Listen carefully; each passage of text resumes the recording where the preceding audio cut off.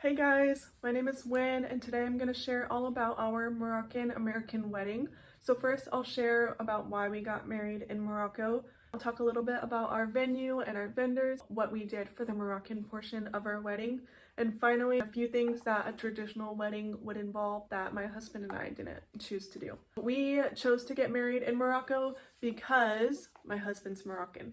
I've also lived here for over 4 years, so Morocco is home and we knew it would be easier for my family and friends to travel here than it would be for Ashraf's family to travel. That's why we chose to get married here. Okay, so for our venue, we actually rented an Airbnb and that was super amazing because we were able to stay there all together leading up to the wedding. And then we didn't have to worry about shuffling back and forth between the venue and where we were staying. And also, I feel like having more time at the venue, it just solidified that place and some of the memories from the venue in my mind rather than just having the wedding day itself. I was able to make memories there from that whole week leading up. So for setup and food, Ashraf actually arranged everything. Ashraf's my husband, and it was really nice to have him be able to coordinate with all of the local vendors for like the furniture, decoration, and then all of the catering as well. I highly recommend if you're gonna get married overseas, whether that's like a destination wedding or you also live overseas, try to have someone local that can help you coordinate those details.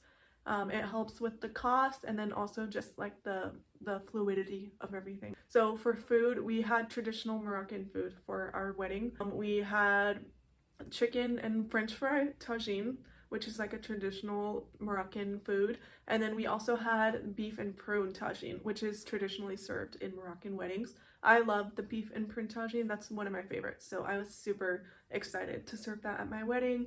And then we also had like big platters of fruit that we served afterwards. I'm actually not sure if anyone even ate that fruit at our wedding. I sometimes think about that. What happened to all of that fruit? I still don't know to this day, but we did have beautiful platters of fruit somewhere at our wedding.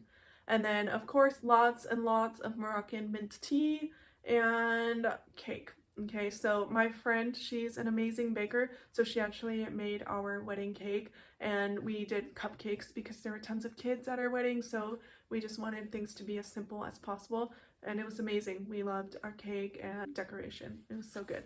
So flowers, that was actually probably the most like elaborate part of our wedding. We had this beautiful flower arch made for the ceremony, and then we had like flowers for the tables and my wedding bouquet and everything. So I was super excited about the flowers, partly because I wanted them to symbolize different parts of my story and then also Ashraf and I's story together. The 3 flowers I really wanted in my wedding bouquet, the first was an iris, the second was a white rose, and then lilies. Okay, so there's stories for all of those things. The irises, this is a whole other story, okay? So if you want a video on this, I'd be happy to make it. But when I was 5 years old, I actually got a cochlear implant because I'm deaf. And so the day of my cochlear implant surgery, I went back home and I was in the front yard and there was these beautiful irises in full bloom. And so I sat out there with my head bandaged and I was drawing these little irises. And so I really feel like irises, it symbolizes the beginning of my journey with my hearing loss and my cochlear implant. And it just is a beautiful sign of God's faithfulness to me through that. The second one was a white rose because that's the first type of flower that Ashraf ever gave to me. And so it kind of symbolizes the beginning of our relationship. And then the third was a lily. So one of my favorite Bible verses is from Matthew 6. And in verse 28, it says, "And why are you anxious about clothing?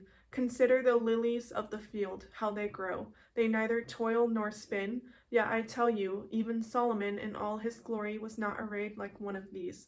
And then in verses 33 and 34, it says, "But seek first the kingdom of God and his righteousness, and all these things will be added to you.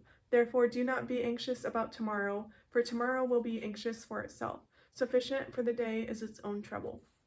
So lilies, for me, they symbolize really surrendering everything to God and trusting Him to provide. And so going into my marriage, I really wanted to trust the Lord and to surrender anxiety about the beginning of a new phase to Him. and so that was why I chose lilies. So I'll show you guys a picture of my wedding bouquet, see if you can spot the irises, the white roses, and the lilies there. Our photographer, we had some close friends here that photographed our wedding, which was amazing. They did an incredible job. For makeup, I had a makeup artist that lives in Marrakesh. She's from America, but she does lots of makeup here.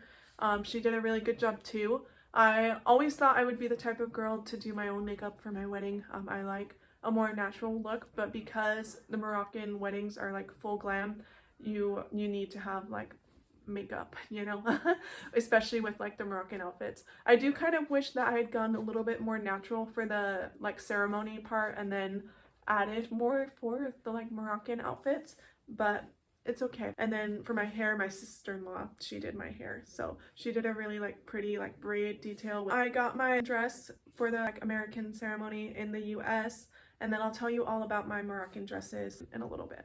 So then the Moroccan portion.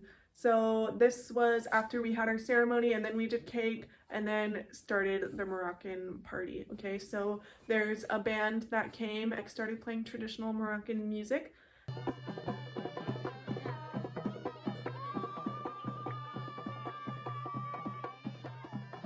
And me and Ashraf, and then also all of our guests, we all changed into traditional Moroccan clothes, which was so fun. It was so fun to see my family and my friends from the US get to wear traditional Moroccan clothes, and especially my little nephews, they have like little tiny like Moroccan clothes. It was so cute. So after like all of the photos and everything, we put on our traditional outfits. Fun fact, I'd actually never seen my Moroccan wedding dresses before, because there's a lady, she's called the Nagafa, and her job is to help the bride on her wedding day. And so she brings the Moroccan dresses, she brings jewelry, sometimes she also helps with like hair and makeup and things like that. But yeah, she brought the dresses and I'd never seen them before. She had like two different options, and one had like beautiful turquoise detailing. So I chose to wear that one for the first part because I knew it would be light outside, more people would see it. And where I'm from, New Mexico, we also have a lot of turquoise jewelry. So I loved that I got to wear something that was like New Mexican and Moroccan at the same time. So after I put on my like full Moroccan outfit and Ashraf put on his as well, we went outside and we did like this entrance like ceremony. I don't know what you call it, but basically it's like them announcing to the guests that the bride and groom have arrived. They dance and they have like different things. But yeah, we did that. Then after this, they have something, it's called the Amaria, and it's where they like lift up the bride and then the groom. There's like 4 men usually that lift them up, and yeah, it's called the Amaria. And it's really fun actually, because I can still remember seeing all of my guests looking up at me. I remember their faces, and I was able to like make eye contact with everyone. So it's actually a really cool memory from my wedding day, is being able to see all of the guests that had come to celebrate with us. Okay, after this, I changed into my second dress, and this one was like red. It was also really beautiful. I'm really grateful that the Nagafa brought beautiful dresses. And then I went and we ate dinner. So at this point it was dark. My husband and I sat with our like immediate families at a table, and we were able to talk with some of the guests and enjoy our time together, kind of like you would at a normal American wedding. And then after that we had dancing. So it was freezing at our wedding because it was December. And so everyone wanted to dance because it was like the only way to stay warm, which was really nice. And then after the dancing, we had a fire dancer, which was crazy. I did not expect to have a fire dancer at my wedding, but the Airbnb host, she actually offered it to us as like a wedding gift, which was so generous. I will say I was like slightly horrified by the fire dancer. I don't know if you've ever seen how they do this. I'll try to put a video because it's super cool. But they put like this gas basically in their mouth, and they just hold the gas in their mouth and then they like spit it out and light it on fire. It looks really cool. But it's also, you feel slightly like horrified for them because I don't know who wants to put gas in their mouth. But it was amazing. It made the most like incredible photos and everyone loved it. And it was cool because it's like behind the pool, so you could see the reflection of the light. I don't know, it was cool.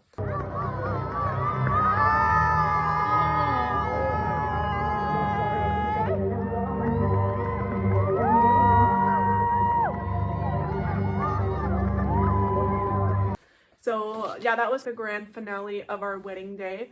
And we left soon after that. Everyone left soon after that, and it was just a super like blessed day. We were really grateful to have like all of those details, but I think even more than that, it was just really such a blessing to have our closest people be able to come and support us, and to know that there's so many people that are rooting for our marriage. So there's a couple things that would normally happen in a traditional Moroccan wedding that we didn't do. Okay, so a traditional Moroccan wedding, it's actually multiple days long. Sometimes it can even be up to a week. I'd say that's not as common nowadays, but yeah, it can be a long time. It can also go like all night. So often they'll start around 9 p.m. at night and then they'll finish like 5 or 6 a.m. I've been to a Moroccan wedding where we started, I think we ate dinner at like 11 p.m. and then I left early at 5 a.m. So I think some people, they stayed until like 7 a.m. till sunrise, and sometimes they'll even like eat breakfast together. So that is very late. I could not have done that. I was so tired by the end of mine. Of course, we started way earlier because our ceremony was in the afternoon, I think at 2 p.m. But again, I couldn't do it. And then another traditional thing that usually the bride will do is henna. So sometimes this happens like the day before the wedding or a couple days before the wedding. All of the bride's like girls will get together, like her sisters, her family, and then they'll do henna together. Sometimes it even happens during the wedding. The bride will wear like a special green and gold dress and she'll get henna done during the Moroccan wedding. I didn't want this for a couple of reasons. First of all, I didn't want to be sitting in my wedding for 2 hours waiting for my henna to dry. And then also, Ashraf does not like the smell of henna. So 2 reasons why I didn't have henna. But another thing that brides will often do is go to the hammam. So this usually happens the day before the wedding, and a hammam is a traditional Moroccan bathhouse. So they'll usually like exfoliate their skin really well, and then sometimes the brides will get like perfume. Sometimes they have a clay mask that they put in their hair. And they do that with all of their closest girls as well. I actually did go to the hammam with my bridesmaids because I wanted them to experience it. So we did that a few days before my wedding. So I guess you could say I actually did do this aspect. Then finally, sometimes Moroccan brides, they'll have up to 7 different dresses. So this can represent different regions of Morocco. Like I said, the henna dress, it's like usually green and sometimes gold. But yeah, there's like different colors. There's usually a white dress and then the green henna dress, and then it can be other colors for the other dresses.